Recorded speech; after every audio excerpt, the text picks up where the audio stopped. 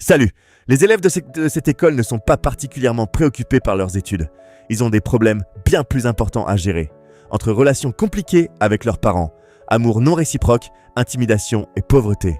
Tout cela suffit largement à plonger certains dans une véritable détresse mentale.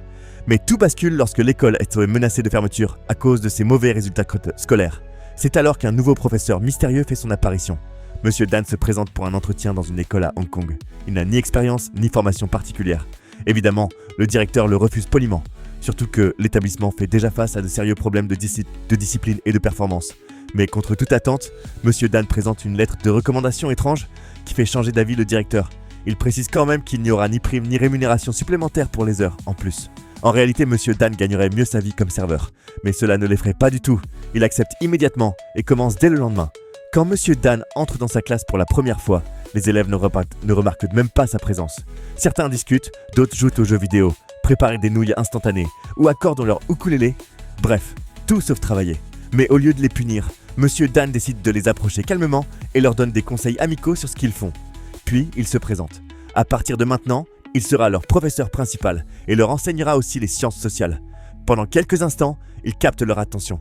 Les élèves du Podol lui posent des questions sur sa vie aux États-Unis et sur son tatouage. Mais ça ne dure pas. Très vite, ils reprennent leurs habitudes. Monsieur Dan doit alors redoubler d'efforts pour tenter de les remettre sur le bon chemin. Pendant les pauses, certains élèves continuent leurs activités douteuses. L'un d'eux part fumer en cachette au gymnase pendant qu'ils échangent des ragots. Mais leur moment est interrompu par le capitaine de l'équipe de basket. Une bagarre manque d'éclater, mais les sportifs doivent filer à l'entraînement. Parmi les élèves, Jack, un orphelin, a une idée en tête. Il est amoureux d'une fille, qui, elle, semble intéressée par le capitaine. Jaloux, Jack décide de lui nuire. Il jette une bouteille en verre sur le terrain, puis nie totalement. Le lendemain, un comité d'inspection arrive à l'école.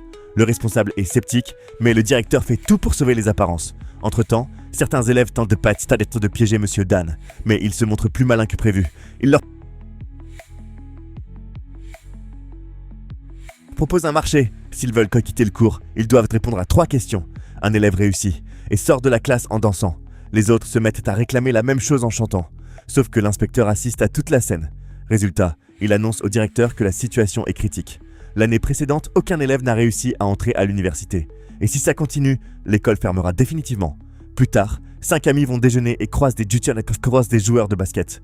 Le capitaine se moque ouvertement des élèves, notamment des orphelins. Jack comprend qu'il est visé et attaque. Une bagarre générale éclate. La police intervient. Le directeur informe alors Monsieur Dan que 5 élèves vont être expulsés. Refusant cette décision, Monsieur Dan intervient, sépare Jack et le capitaine, et obtient une dernière chance pour eux. Le soir même, il reste tard à l'école et consulte les dossiers des élèves. Il découvre leurs histoires. Le garçon au ukulélé est un immigré pakistanais rejeté à cause de sa couleur de peau qui rêve de devenir musicien. Gladys veut devenir pilote de course mais se sent ignorée par son père. Les jumeaux Chris et Bruce vivent avec un père alcoolique. L'un est accro aux jeux vidéo, l'autre souffre de troubles de l'attention. Jack, lui, vit avec sa grand-mère et lutte seul. Le lendemain, Jack ne vient pas en cours. Il travaille comme serveur. Là-bas, il entend des hommes d'affaires parler d'un projet. Attendre la fermeture de l'école pour construire un complexe de luxe. En servant, Jack remarque un briquet en or et le vole discrètement. Mais il se fait rapidement attraper. Les hommes le frappent, découvrent qu'il devrait être en cours, puis, étrangement, lui donnent de l'argent et une carte de visite. Pendant ce temps,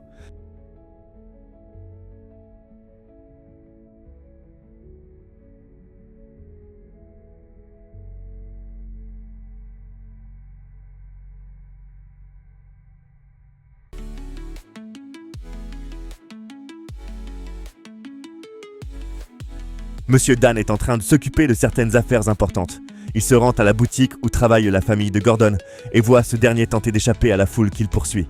Dan prend immédiatement la défense de l'étudiant, mais il apprend soudain que le père du garçon était à la tête de la foule en colère. Il était furieux parce que son fils a essayé d'escroquer un client qui avait acheté leur billet de concert, simplement parce que Gordon voulait en garder un pour lui. Dan lui pose alors une question simple. Pourquoi ne monte-t-il pas lui-même sur scène ? Gordon répond qu'il déteste ça. Le professeur décide alors de le pousser dans ses retranchements, à sa manière. Il commence à chanter avec des musiciens de rue, puis lance des œufs sur son élève pour le provoquer. Sous la pression, Gordon finit par céder et reçoit la première ovation de sa vie.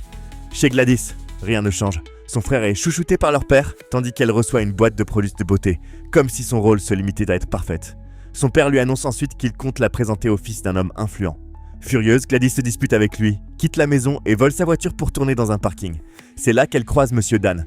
Le professeur lui propose une course de karting, mais surprise, son adversaire n'est autre que son propre père, invité en secret. Le défi est simple. Si Gladys gagne, elle est libre. Si elle perd, elle devra se marier. Gladys gagne, mais son père minimise. Ce n'était pas une vraie route. Elle accepte alors un défi encore plus fou. Une course en ville. Cette course dégénère rapidement. Accident, chaos, une tente détruite. Et Gladys manque de se faire renverser par un camion. Pensant l'avoir perdu, son père craque enfin et lui dit tout ce qu'il n'avait jamais réussi à exprimer. Un nouveau jour d'école commence. Les élèves de Monsieur Dan ne comprennent pas pourquoi il se retrouve dans un centre de réhabilitation. En réalité, il a convaincu le père de Chris et Bruce de demander de l'aide. Les élèves peuvent poser toutes leurs questions à Monsieur Wang, sans savoir qu'il est leur père. Les jumeaux en profitent pour lui parler anonymement. Wang avoue être un mauvais père, regretter ses erreurs, avoir perdu sa femme et être sur le point de perdre ses enfants. S'il le pouvait, il leur dirait simplement qu'il les aime et qu'il a honte. Pendant ce temps, Jack sèche encore les cours. Il travaille désormais pour un voyou lié à une salle de sport clandestine. Un combat important est prévu, avec de gros paris. Le plan est simple, faire perdre un combattant en le droguant. Jack est chargé de verser une substance dans sa boisson. Monsieur Dan rend visite à la grand-mère de Jack. Elle lui raconte que ses parents sont morts dans un accident et qu'ils vivent difficilement.